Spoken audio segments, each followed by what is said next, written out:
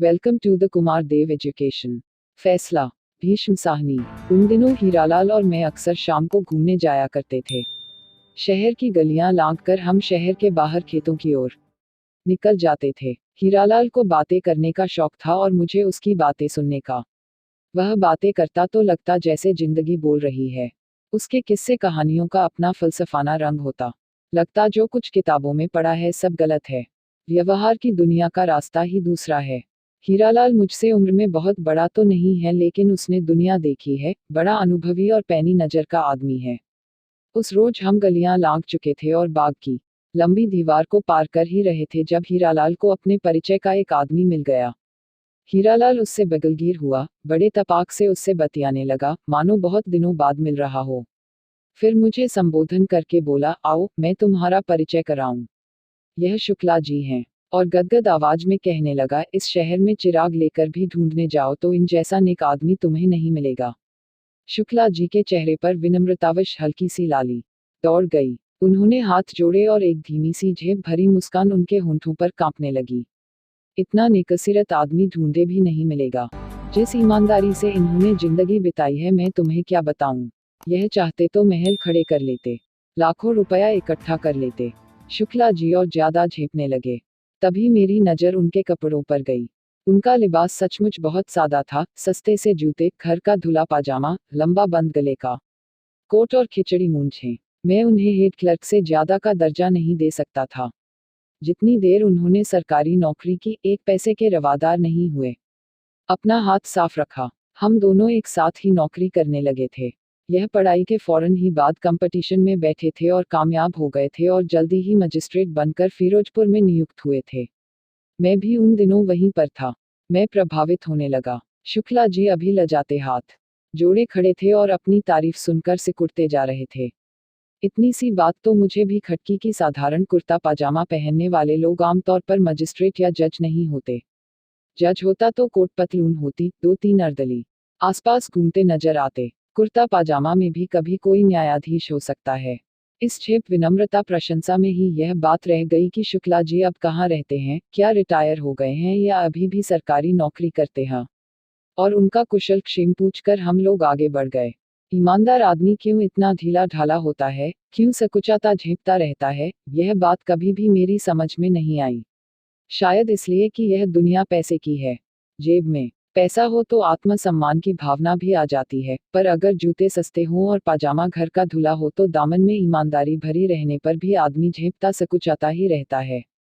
शुक्ला जी ने धन कमाया होता, भले ही बेईमानी से कमाया होता, तो उनका चेहरा दमकता। हाथ में अंगूठी दमकती, कपड़े चमचम करते, जूते चमचमाते, बात करने के ढंग से ही रोब झलकता। खैर हम चल दिए। बाग की दीवार पीछे छूट गई। हमने पुल पार किया और शीघ्र ही प्रकृति के विशाल आंगन में पहुंच गए। सामने हरे भरे खेत थे और दूर नीलिमा की झीनी चादर ओढ़े छोटी छोटी पहाड़ियां खड़ी थीं। हमारी लंबी सैर शुरू हो गई थी। इस माहौल में हीरालाल की बातों में अपने आप ही दार्शनिकत की पुट आ जाती है। एक प्रकार की तत्स्थता, कुछ कुछ वैराग्य सा, मानो प्रकृति की विराट पृष्ठभूमि के आगे मानव जीवन के व्यवहार को देख रहा हो। थोड़ी देर तक तो हम चुपचाप चलते रहे, फिर हीरालाल ने अपनी बाह में डाल दी और धीमे से हंसने लगा। सरकारी नौकरी का उसूल ईमानदारी नहीं है, दफ्तर की फाइल है। सरकारी अफसर को दफ्तर की फाइल के मुताबिक चलना चाहिए। हीरालाल मानो अपने आप से बातें कर रहा था। वह कहता गया, इस बात की उसे फिक्र नहीं होनी चाहिए कि सच क्या है और झूठ क्या है, कौन क्या कहता है। बस यह देखना चाहिए कि फाइल क्या कहती है। यह तुम क्या कह रहे हो? मुझे हीरालाल का तर्क बड़ा अटपटा लगा। हर सरकारी अफसर का फर्ज है कि वह सच की जांच करे, फाइल में तो अंत संत भी लिखा रह सकता है। न फाइल का सच ही उसके लिए एकमात्र सच है। उसी के अनुसार सरकारी अफसर को चलना चाहिए। नए किंचिधर नए किंचु धर। उसे यह जानने की कोशिश नहीं करनी चाहिए कि सच क्या है और झूठ क्या है, यह उसका काम नहीं। बेगुनाह आदमी बेशक पिसते रहें। हीरालाल ने मेरे सवाल का कोई जवाब नहीं दिया। इसके विपरीत मुझे इन्हीं शुक्ला जी का किस्सा सुनाने लगा। शायद इन्हीं के बारे में सोचते हुए उसने यह टिप्पणी की थी, जब यह आदमी जज होकर फिरोजपुर में आया तो मैं वहीं पर रहता था। यह उसकी पहली नौकरी थी। यह आदमी सचमुच इतना नेक, इतना मेहनती, इतना ईमानदार था कि तुम्हें क्या बताऊं। सारा वक्त इसे इस बात की चिंता लगी रहती थी कि इसके हाथ से किसी बेगुनाह को सजा न मिल जाए।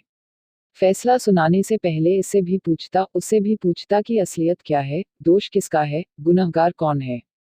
मुलजिम तो मीठी नींद सो रहा होता और जज की नींद हराम हो जाती थी। अगर मैं भूल नहीं करता तो अपनी माँ को इसने वचन भी दिया था कि वह किसी बेगुनाह को सजा नहीं देगा। ऐसी ही कोई बात उसने मुझे सुनाई भी थी। छोटी उम्र में सभी लोग आदर्शवादी होते हैं। वह जमाना भी आदर्शवाद का था, मैंने जोड़ा। पर हीरालाल कहे जा रहा था, आधी आधी रात तक यह मिसले पढ़ता और मेज से चिपटा रहता। उसे यह ही डर खाए जा रहा था कि उससे कहीं भूल न हो जाए। एक एक केस को बड़े ध्यान से जांचा करता था। फिर यूं हाथ झटक कर और सिर टेढ़ा करके मानो इस दुनिया में सही क्या है और गलत क्या है, इसका अंदाज लगा पाना कभी संभव ही न हो, हीरालाल कहने लगा। उन्हीं दिनों फिरोजपुर के नजदीक एक कस्बे में एक वारदात हो गई और केस जिला कचहरी में आया। मामूली सा केस था। कस्बे में रात के वक्त किसी राह जाते मुसाफिर को पीट दिया गया था और उसकी टांग तोड़ दी गई थी। पुलिस ने कुछ आदमी हिरासत में ले लिए थे और मुकदमा इन्हीं शुक्ला जी की कचहरी में पेश हुआ था। आज भी वह सारी घटना मेरी आंखों के सामने आ गई है। अब जिन लोगों को हिरासत में ले ली या गया था उनमें इलाके का जिलेदार और उसका जवान बेटा भी शामिल थे। पुलिस की रिपोर्ट थी कि जिलेदार ने अपने लठैत भेजकर उस राहगीर को पिटवाया है। जिलेदार खुद भी पीटने वालों में शामिल था। साथ में उसका जवान बेटा और कुछ अन्य लठैत भी थे। मामला वहां रफा दफा हो जाता अगर उस राहगीर की टांग न टूट गई होती। मामूली मारपीट की तो पुलिस परवाह नहीं करती, लेकिन इस मामले को तो पुलिस नजरअंदाज नहीं कर सकती थी। खैर, गवाह पेश हुए। पुलिस ने भी मामले की तहकीकात की और पता यही चला कि जिलेदार ने उस आदमी को पिटवाया है और पीटने वाले राहगीर को अधमरा समझकर छोड़ गए थे। 3 महीने तक केस चलता रहा। हीरालाल कहने लगा, केस में कोई उलझन, कोई पेचीदगी नहीं थी। पर हमारे शुक्ल जी को चैन कहाँ। इधर जिलेदार के हिरासत में लिए जाने पर, हालांकि बाद में उसे जमानत पर छोड़ दिया गया था, कस्बे भर में तहलका सा मच गया था। जिलेदार को तो तुम जानते हो ना। जिलेदार का काम मालगुजारी उगाहना होता है और गांव में उसकी बड़ी हैसियत होती है। यूं वह सरकारी कर्मचारी नहीं होता। खैर, तो जब फैसला सुनाने की तारीख नजदीक आई तो शुक्ला जी की नींद हराम। कहीं गलत आदमी को सजा न मिल जाए, कहीं कोई बेगुनाह मारा न जाए। उधर पुलिस तहकीकात करती रही थी, इधर शुक्ला जी ने अपनी प्राइवेट तहकीकात शुरू कर दी। इससे पूछ, उससे पूछ। जिस दिन फैसला सुनाया जाना था उससे एक दिन पहले शाह को यह सज्जन उस कस्बे में जा पहुंचे और वहां के तहसीलदार से जा मिले। वह उनकी पुरानी जान पहचान का था। उन्होंने उससे भी पूछा कि भाई बताओ भाई, अंदर की बात क्या है, तुम तो कस्बे के अंदर रहते हो, तुमसे तो कुछ छिपा नहीं रहता है। अब जब तहसीलदार ने देखा कि जिला कचहरी का जज चलकर उसके घर आया है और जज का बड़ा रुतबा होता है, उसने अंदर की सही सही बात शुक्ला जी को बता दी। शुक्ला जी को पता चल गया कि सारी कारस्तानी कस्बे के थानेदार की है, कि सारी शरारत उसी की है। उसकी कोई पुरानी अदावत जिलेदार के साथ थी और वह जिलेदार से बदला लेना चाहता था। एक दिन कुछ लोगों को भिजवाकर एक राह जाते मुसाफिर को उसने पिटवा दिया। उसकी टांग तुड़वा दी और जिलेदार और उसके बेटे को हिरासत में ले लिया। फिर एक के बाद एक झूठी गवाही। अब कस्बे के थानेदार की मुखालफत कौन करे, किसकी हिम्मत। तहसीलदार ने शुक्ला जी से कहा कि मैं कुछ और तो नहीं जानता, पर इतना जरूर जानता हूं कि जिलेदार बेगुनाह है, उसका इस पिटाई से दूर का भी वास्ता नहीं। वहां से लौटकर शुक्ला 2 एक और जगह भी गया। जहां गया वहां पर उसने जिलेदार की तारीफ सुनी। जब शुक्ला जी को यकीन हो गया कि मुकदमा सचमुच झूठा है तो उसने घर लौटकर अपना पहला फैसला फौरन बदल दिया और दूसरे दिन अदालत में अपना नया फैसला सुना दिया और जिलेदार को बिना शर्त रिहा कर दिया। उसी दिन वह मुझे क्लब में मिला। वह सचमुच बड़ा खुश था। उसे बहुत दिन बाद चैन नसीब हुआ था। बार बार भगवान का शुक्र कर रहा था कि वह अन्याय करते करते बच गया, वरना उससे बहुत बड़ा पाप होने जा रहा था। मुझसे बहुत बड़ी भूल हो रही थी। यह तो अचानक ही मुझे सूझ गया और मैं तहसीलदार से मिलने चला गया, वरना मैंने तो अपना फैसला लिख भी डाला था, उसने कहा। हीरालाल की बात सुनकर मैं सचमुच प्रभावित हुआ। अब मेरी नजरों में शुक्ला सस्ते जूतों और मैल कपड़ों में एक ईमानदार इंसान ही नहीं था, बल्कि एक गुर्दे वाला, जिंदा दिल और जीवित वाला व्यक्ति था। उसे बाग की दीवार के पास खड़ा देखकर जो अनुकंपा सी मेरे दिल में उठी थी वह जाती रही और मेरा दिल उसके प्रति श्रद्धा से भर उठा। हमें सचमुच ऐसे ही लोगों की जरूरत है जो मामले की तह तक जाएं और निर्दोष को आंच तक न आने दें। खेतों की मेड़ों के साथ साथ चलते हम बहुत दूर निकल आए थे। वास्तव में उस सफेद बुत तक जा पहुंचे थे जहां से हम अक्सर दूसरे रास्ते से मुड़ने लगते। फिर जानते हो क्या हुआ? हीरालाल ने बड़ी आत्मीयता से कहा। कुछ भी हुआ हो हीरालाल, मेरे लिए इतना ही काफी है कि यह आदमी जीवित वाला और ईमानदार है, अपने उसूल का पक्का रहा। सुनो सुनो, एक उसूल जमीर का होता है तो दूसरा फाइल का। हीरालाल ने दानिशमंदों की तरह सिर हिलाया और बोला, आगे सुनो। फैसला सुनाने की देर थी कि थानेदार तो तड़प उठा। उसे तो जैसे सांप ने डस लिया हो। चला था जिलेदार को नीचा दिखाने, उल्टा सारे कस्बे में लोग उसकी लानत मलामत करने लगे। चारों ओर थू थू होने लगी। उसे तो उल्टे लेने के देने पड़ गए थे। पर वह भी पक्का घाघ था, उसने आव देखा न ताव। सीधा डिप्टी कमिश्नर के पास जा पहुंचा। जहां डिप्टी कमिश्नर जिले का हाकिम होता है, वहां थानेदार अपने कस्बे का हाकिम होता है।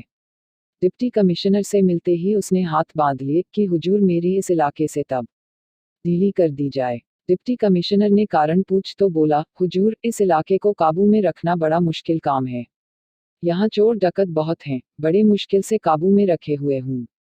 मगर हुजूर, जहाँ जिले का जज ही रिश्वत लेकर शरारती लोगों को रिहा करने लगे, वहाँ मेरी कौन सुनेगा? कस्बे का निजाम चौपट हो जाएगा। और उसने अपने ढंग से सारा किस्सा सुनाया। डिप्टी कमिश्नर सुनता रहा। उसके लिए यह पता लगाना कौन सा मुश्किल काम है कि किसी अफसर ने रिश्वत ली है या नहीं ली है, कब ली है और किससे ली है। थानेदार ने साथ में यह भी जोड़ दिया कि फैसला सुनाने के एक दिन पहले जज साहब हमारे कस्बे में भी तशरीफ लाए थे। डिप्टी कमिश्नर ने सोच विचार कर कहा कि अच्छी बात है, हम मिसल देखेंगे, तुम मुकदमे की फाइल मेरे पास भिजवा दो। थानेदार की बांछें खिल गईं। वह चाहता ही यही था। उसने झट से फिर हाथ बांध दिए कि हुजूर एक और अर्ज है। मिसल पढ़न के बाद अगर आप मुनासिब समझे तो इस मुकदमे की हाईकोर्ट में अपील करने की इजाजत दी जाए। आखिर वही हुआ जिसकी उम्मीद थी। डिप्टी कमिश्नर ने मुकदमे की मिसल मंगवा ली। शुरू से आखिर तक वह मुकदमे के कागजात देख गया, सभी गवाहियां देख गया, एक एक कानूनी नुक्ता देख गया और उसने पाया कि सचमुच फैसला बदला गया है। कागजों के मुताबिक तो जिलेदार मुजरिम निकलता था। मिसल पढ़ने के बाद उसे थानेदार की यह मांग जायज लगी कि हाईकोर्ट में अपील दायर करने की इजाजत दी जाए। चुनाचे उसने इजाजत दे दी। फिर क्या शक की गुंजाइश ही नहीं थी। डिप्टी कमिश्नर को भी शुक्ला की ईमानदारी पर संदेह होने लगा। कहते कहते हीरालाल चुप हो गया था। पर कब की ढल चुकी थी और चारों ओर शाम के अवसादपूर्ण साए उतरने लगे थे। हम देर तक चुपचाप चलते रहे। मुझे लगा मानो हीरालाल इस घटना के बारे में न सोचकर किसी दूसरी ही बात के बारे में सोचने लगा है। ऐसे चलती है व्यवहार की दुनिया, वह कहने लगा। मामला हाईकोर्ट में पेश हुआ और हाईकोर्ट ने जिला अदालत के फैसले को रद्द कर दिया। जिलेदार को फिर से पकड़ लिया गया और उसे 3 साल की कड़ी कैद की सजा मिल गई। हाईकोर्ट ने अपने फैसले में शुक्ला पर लापरवाही का दोष लगाया और उसकी न्यायप्रियता पर संदेह भी प्रकट किया। इस एक मुकदमे से ही शुक्ला का दिल टूट गया। उसका मन ऐसा खट्टा हुआ कि उसने जिले से तब्दीली करवाने की दरख्वास्त दे दी और सच मानो उस एक फैसले के कारण ही वह जिले भर में बदनाम भी होने लगा था। सभी कहने लगे, रिश्वत लेता है। बस इसके बाद 5-6 साल तक वह उसी महकमे में घिसटता रहा, इसका प्रमोशन रुका रहा। इसीलिए कहते हैं कि सरकारी अफसर को फाइल का दामन कभी भी नहीं छोड़ना चाहिए। जो फाइल कहे वही सच है, बाकी सब झूठ है। अंधेरा घिर आया था और हम अंधेरे में ही धीमे धीमे शहर की ओर लौटने लगे थे। मैं समझ सकता हूँ कि शुक्ला के दिल पर क्या बीती होगी और वह कितना हतबुद्धि और परेशान रहा होगा। वह जो न्यायप्रियता का वचन अपनी माँ को देकर आया था। फिर क्या हुआ? जजी छोड़कर शुक्ला जी कहाँ गए? अध्यापक बन गया, और क्या, एक कॉलेज में दर्शन शास्त्र पढ़ाने लगा। सिद्धांतों और आदर्शों की दुनिया में ही एक ईमानदार आदमी इत्मीनान से रह सकता है। बड़ा कामयाब अध्यापक बना। ईमानदारी का दामन इसने अभी भी नहीं छोड़ा है। इसने बहुत सा किताबें भी लिखी हैं। बढ़िया से बढ़िया किताबें लिखता है, पर व्यवहार की दुनिया से दूर, बहुत दूर। Thanks for watching. Like, share and subscribe.